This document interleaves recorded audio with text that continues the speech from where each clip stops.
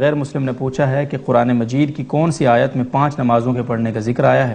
اس بارے میں وضاحت درکار ہے آپ۔ قرآن مجید کی کون سی آیت میں؟ قرآن مجید میں نماز کے احکامات اجمالی ہیں۔ قرآن مجید میں اللہ تعالیٰ کے ارشاد ہے وَأَنزَلْنَا إِلَيْكَ الذِّكْرَ لِتُبَيِّنَ لِلنَّاسِ مَا نُزِّلَ إِلَيْهِمْ، ہم نے آپ پر یہ نصیحت نامہ نازل کیا ہے تاکہ اے نبی آپ لوگوں کے سامنے اس کو کھول کھول کے بیان کر دیں۔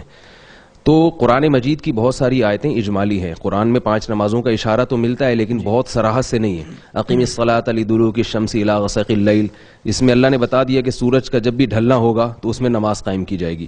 تو سورج کی ڈھلان ظہر کے وقت ہوتی ہے، عصر کے وقت ہوتی ہے، مغرب کے وقت ہوتی ہے، عشاء کے وقت ہوتی ہے۔ اسی طرح وقرآن الفجر، کہ فجر کی بھی نماز کا اللہ نے ذکر کر دیا۔ تو اجمالی ذکر ہے، تفصیلی ذکر حدیث میں، اور قرآن ہی میں حدیث کو فالو کرنے کا ہمیں اللہ نے حکم دیا ہے، من یطیع الرسول فقد اطاع اللہ۔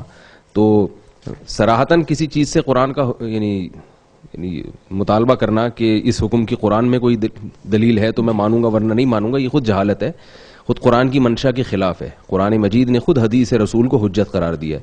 اس کے بہت سارے دلائل ہیں جن میں کوئی یعلمہم الکتاب والحکمہ، فرمائے نبی تم کو کتاب سکھائیں گے، تو ظاہر ہے نبی جو سکھائیں گے وہ قرآن کے علاوہ کوئی چیز ہوگی تو وہ بھی قرآن ہی کا حصہ ہوگی، اس لیے اس کو بھی ہمیں اسی طرح فالو کرنے کا حکم ہے جس طرح سے ہم قرآن مجید کو فالو کرنے کا، اس کی اتباع کا ہمیں حکم دیا گیا ہے۔